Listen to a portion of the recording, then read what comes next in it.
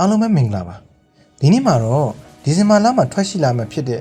skin အကြောင်းအရာတွေနဲ့ update အကြောင်းအရာတွေကိုပြောပြပေးသွားမှာဖြစ်ပါတယ်ပထမဆုံးတစ်ကောင်ကတော့ Fairy ရဲ့ Starlight Skin ပါဒီ skin ကဒီဇင်ဘာလ1ရက်နေ့မှာထွက်ရှိလာမှာဖြစ်ပြီးသူနဲ့အတူ Paint Skin နှစ်ကောင်လည်းပါဝင်လာဦးမှာပါဒါကတော့သူ့ရဲ့ skill effect တွေပဲဖြစ်ပါတယ်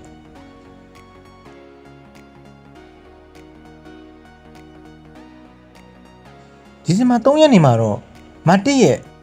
limited elite skin ကိုရှော့ဈေးအနေနဲ့ diamond 60နဲ့ဝယ်လို့ရမှာပဲဖြစ်ပါတယ်နောက်တစ်ကောင်ကတော့ Xavier ရဲ့ collector skin ပဲဖြစ်ပါတယ်ဒီ skin ကိုဒီဇင်ဘာလ4ရက်နေ့မှာဝယ်ယူလို့ရမှာဖြစ်ပြီးတော့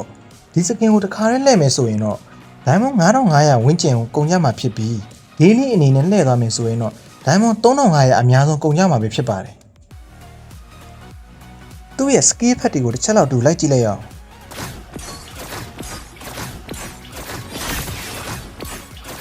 Allow me to enlighten you.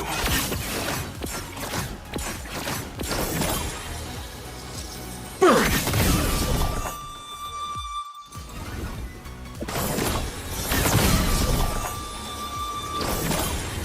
Immortal as I may be, I prefer not to spend eternity here.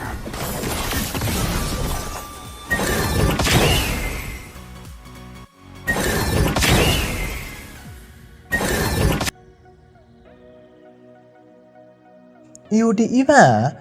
ဒီဇင်ဘာလ9ရက်နေ့မှာလာမှာဖြစ်ပြီးတခါတည်းတကောင်တန်းယူမယ်ဆိုရင်တော့ diamond 9500လောက်ကုန်ကြမှာပဲဖြစ်ပါတယ်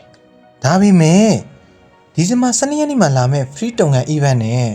ဒီဇင်ဘာ19ရက်နေ့မှာထပ်လာမယ့် free တုံငံ event တို့ကိုစောင့်ပြီးတော့လှည့်လိုက်ရင်တော့ဒီထက်ပိုပြီးတက်တာမှာပါ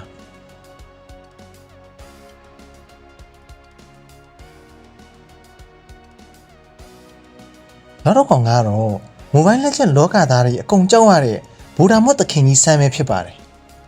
သခင်ကြီးရဲ့ annual Starlight Skin ကိုကြိုက်လွန်းလို့တန်းဝယ်ခြင်းနဲ့ဆိုရင်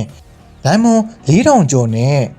ဒီဇင်ဘာလ10ရက်နေ့မှာဝယ်လို့ရမှာပဲဖြစ်ပါတယ်